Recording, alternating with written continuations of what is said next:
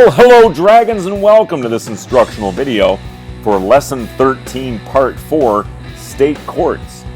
The main idea behind this civics lesson is state governments are organized into executive, legislative, and judicial branches with powers similar to those of the federal government.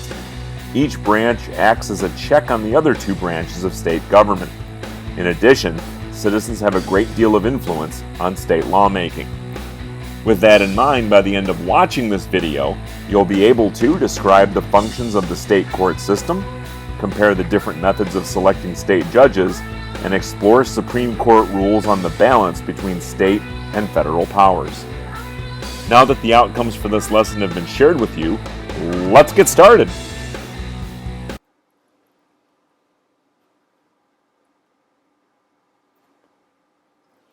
We are all subject to two levels of law: state law and federal law.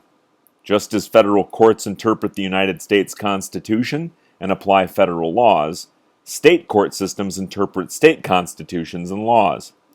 State courts handle cases that are close to people's everyday lives, such as divorces, wills, drunk driving, robberies, and murders. The organizations of courts and even their names varies from state to state. The way judges are selected and the terms they serve vary too. As you learn about the state courts, keep in mind that this is a general description. As a citizen, you will want to know more about the special features of the court system in your own state.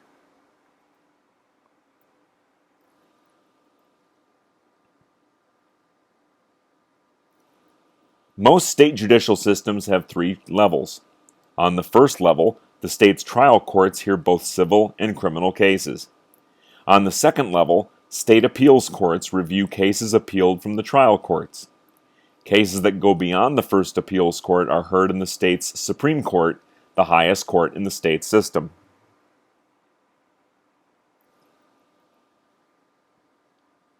Like the federal judiciary, state courts act as a check on the two other branches of state government. For example, state courts may decide that a law passed by the state legislature violates the state constitution. Also, like the federal judiciary, state courts have the duty of protecting the rights and freedoms guaranteed to each citizen by state constitutions. Perhaps the best-known task of the state courts involve hearing civil and criminal cases. State courts hear more than 10 million cases each year. You have learned about our civil and criminal courts in Lessons 1 and 2.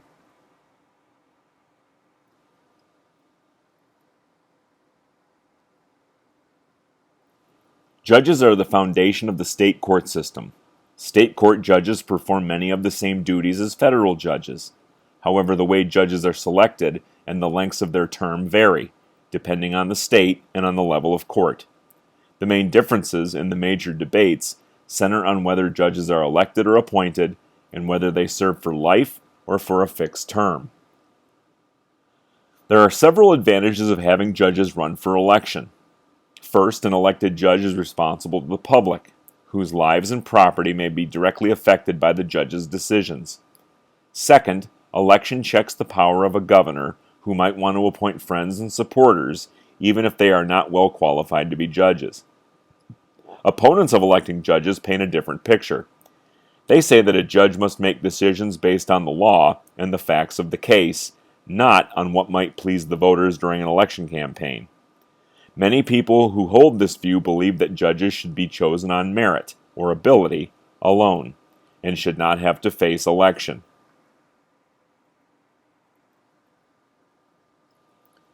Some states have adopted a method of choosing judges known as the Missouri Plan. Under this plan, the governor appoints a judge from a list prepared by a commission of judges, lawyers, and ordinary citizens. Then, in the next election, voters cast a yes or no vote on whether they want that judge to stay in office. Although the Missouri Plan does not satisfy the people who want strict merit selection, many people feel that it combines the best qualities of appointment and election. The governor is able to appoint judges from the best qualified people, while the yes or no election gives the voters a choice.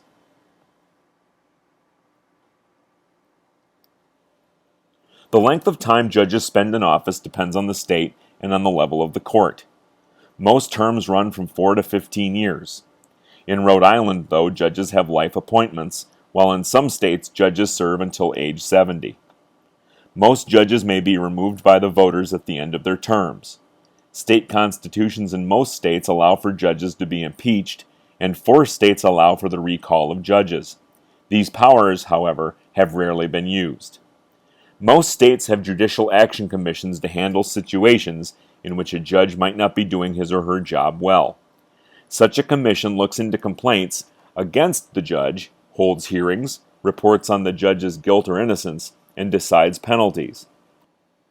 Depending on how serious the act, a judge found guilty may face penalties ranging from a few days' suspension to removal from the bench.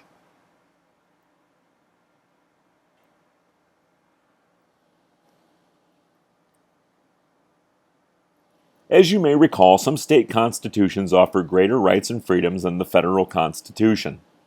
This difference presents an interesting question about federalism. When an individual rights case comes up in one of these states, which applies, the federal Constitution or the state Constitution? 2 United States Supreme Court cases, one in Oregon and one in California, will help answer this question. In each case, the owners of a shopping mall took to court members of citizens groups who had passed out leaflets and gathered signatures on petitions at the mall. The owners claimed that it was their right not to allow such political activity on their private property. In response, the citizens groups stated they were simply exercising their First Amendment rights to freedom of speech and to petition the government. In its review of the Oregon case, the Supreme Court found that the owners of the shopping mall had a right to use their private property as they wanted. The Supreme Court, therefore, found in favor of the owners.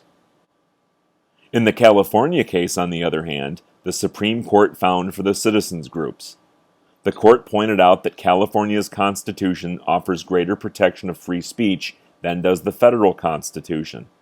Therefore, the decision in the Oregon case did not apply to California. Thus, the federal Constitution was applied in the Oregon case, while in California, the state Constitution, with its greater rights, was applied. As you have learned in this lesson, the line between federal power and state power is not always an easy one to draw. These 2 court cases demonstrate the important role the judicial branch plays in deciding questions of federalism.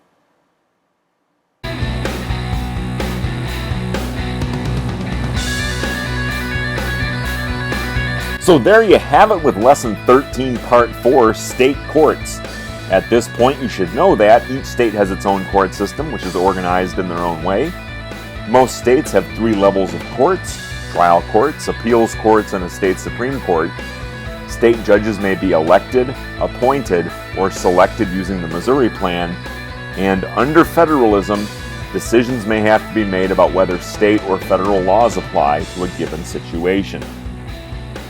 Don't forget to subscribe to my channel to have the entire catalog of civics videos available at your fingertips. Click the subscribe button and then click the follow bell to receive notifications as to when the channel is updated. Thanks for watching, and I'll catch you in class, Dragons!